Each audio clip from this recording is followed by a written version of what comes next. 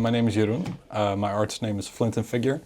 I produce many kinds of drum and bass, ranging from super jazzy, liquidy stuff all the way up to sounds that sound like you put a cat through a blender. Absolutely horrible stuff. So yeah, I like to diversify in that sense, but I do a lot of drum and bass. I DJ as well. I'm regularly at 𝗘𝗫𝗣𝗬𝗂, amongst other festivals, and I do dark mode as well, which is here in Rotterdam. So that's what I keep myself busy with.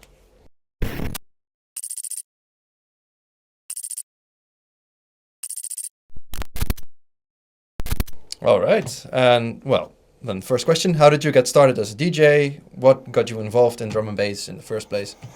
I got started as a DJ when I was about, I think like 15 or 16, when I got my first set of decks as a birthday present from some friends, and got into drum and bass a bit late compared to the rest of my friend group. So that would probably be around 2019, like COVID era, that kind of thing, because my roommates listened to it. So then at that point I started listening to it as well.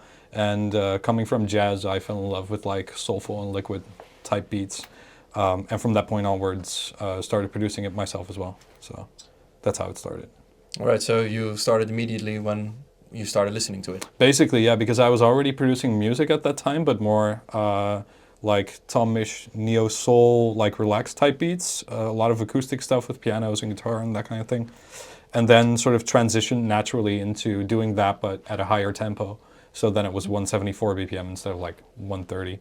And from that point onwards, just continued making music and sort of started falling in love with like underground and then neurofunk and all those sort of subgenres.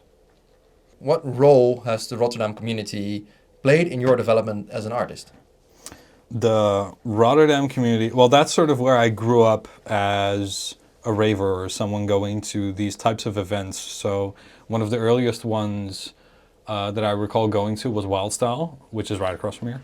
That one, amongst sort of the larger events like 𝗘𝗫𝗣𝗬𝗂 and 𝗘𝗫𝗣𝗍𝗂, sort of formed the initial sort of part of what I knew the rave scene to be. And when I started learning what it was, I started going to smaller events as well. So that's Rolling in the Deep in Utrecht, at the Helling, as well as 𝗘𝗫𝗍𝗬𝗂, of course. I think one of my first ones must have been Journey Through Bass, which kind of came, sort of went 180 or 360 if you'd like to call it, because at some point I had a gig at Journey Through Bass as well. So that was a real nice sort of 360 moment. Okay, yeah, you mentioned already playing at a Journey Through Bass, and how have you experienced playing at 𝗘𝗫𝗍𝗬𝗂? Playing at 𝗘𝗫𝗍𝗬𝗂 is a lot of fun because one, I get to see a bunch of friends again, and two, I feel like the people who go there are super chill, and this is sort of a trend throughout sort of the drum and bass scene as well. But yeah, it's a lot of fun because the events are quite diverse with the type of music that is played at all of these, especially because of the different types of events like Sets on the Beach and Journey Through Bass and all those.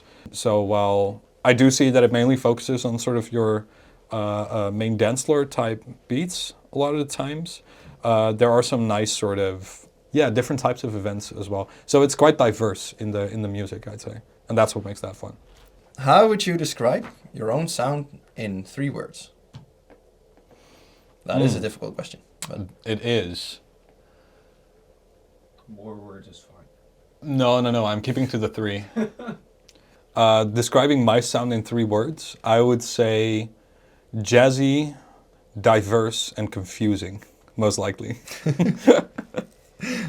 you've played a lot of gigs now. What is one tune that you experience as always hyping up the crowds, that always hits the right spot?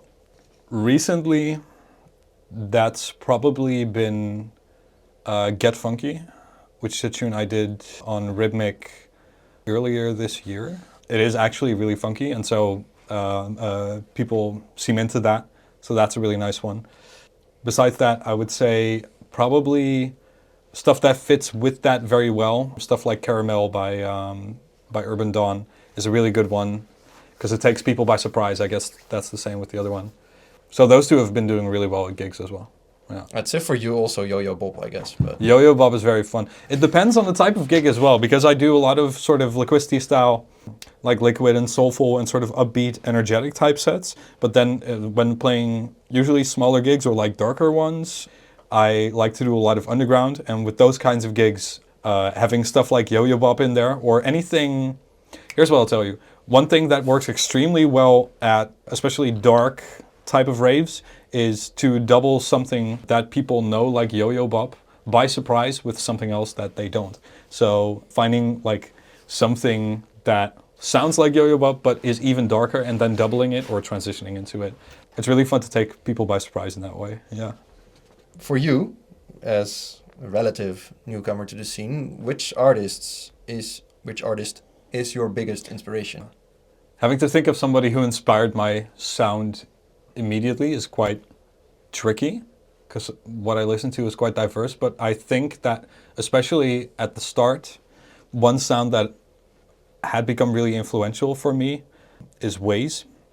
Mostly because he won't be afraid to 𝗗𝗲𝗂 won't be afraid to combine jazzy sounds with like dark underground bass, and especially the direction he's been going into recently is really hard, but then he also likes to produce these super jazzy and like relaxed kinds of tunes, and sort of that duality is something that I take a lot of inspiration from and that I try to do as well.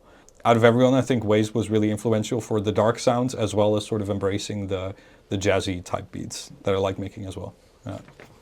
Which tune are you listening to most right now? Shall we look it up?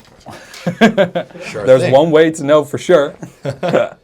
That's going to be this one. It's Back and Forth by 𝗘𝗫𝗣𝗅, Right. which is it's a really sort of low-end underground tune with a lot of groove and a lot of rhythm and a lot of sort of subbiness. There's not that much like... You have this neurofunk that's extremely like screamy and lots of high end and that kind of stuff. And this tune, if you would play it on your phone, you would miss half of the tune because the subs just completely fall apart. Yeah. But it's that kind of low end groove that I love a lot. And the first drop and the second drop are also sort of completely playing with each other. And yeah, I love it for that kind of sound. Is there anything exciting or new that you want to share with the world? Like what's coming up in your professional life as an artist, as a DJ? Yeah, a couple of exciting things that have been going on for me is I am likely getting signed soon at some point. So we'll need to work that out, but it's going to be good. Second to that, I have a bunch of sort of more dark underground tunes that haven't really had a home to live in. And I found a label that's been willing to take some of these projects on. So I'm hoping to release like 3 or 4 sort of dark underground tunes either end of this year or early next year, which is a lot of fun because most people know me from my liquid type stuff, and then they get surprised when they hear my Delta 9 releases, for example. So doing more of that is a lot of fun. So I think those are the 2 biggest things that I'm looking forward to at the moment. Yeah. The signing is not finalized yet, and if it is, or when it will be, then you'll hear about that very quickly, most likely. But they're not a newcomer in the scene, so I hope we get this finalized. If you could do a back-to-back with any DJ, whomever you want. I think sharing the decks with either a duo like two-step verification, which is 𝗗𝗲𝗂 and Ruben. That sounds like a lot of fun, also because I just want to see what kinds of tunes they have that they haven't played yet, because their sets always rule. So that's one. Another one I'd love to do is a more acoustic one with somebody who knows how to play like saxophone, for example. That sounds like a lot of fun. So someone who can sort of chime in the same way that I would want to do a set where I have a piano and like instruments, but I need to get that working properly still. So I'd say for the like UKG fun sort of, because UKG at this point is everyone's like second love affair in the drum and bass scene. And I love that it is because of the groove and like the jazzy influence. So two-step verification for that one, playing back-to-back with. And otherwise, I think most of the people who are in my sort of top... I play a set with I'd say my top 3 would be two-step verification, break, or urban dawn.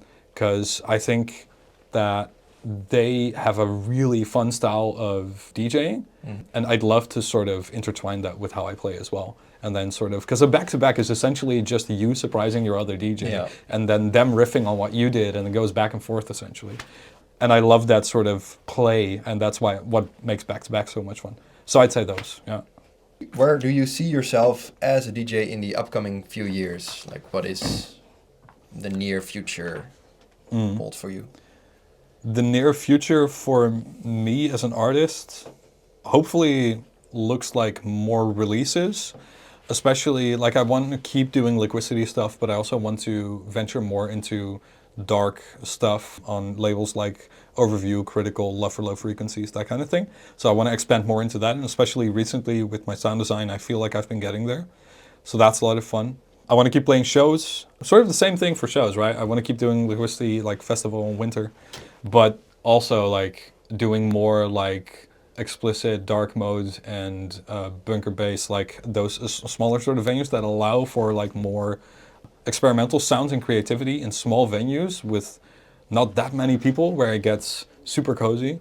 I just want to do more of that. So essentially expand on what I'm doing right now, which I'm going to get the time for, luckily. So that's going to be my plan for the coming years. Yeah. Yeah, you guys have this studio, so maybe you want to tell us a little bit about the studio, how this came to be.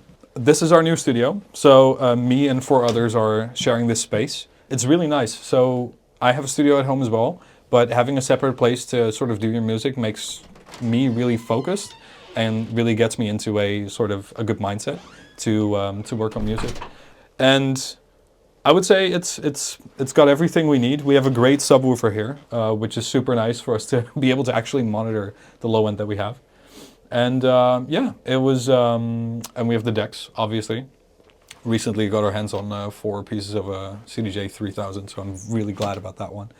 So this is just sort of a space where we can work on our tunes and also gather for stuff like this, right?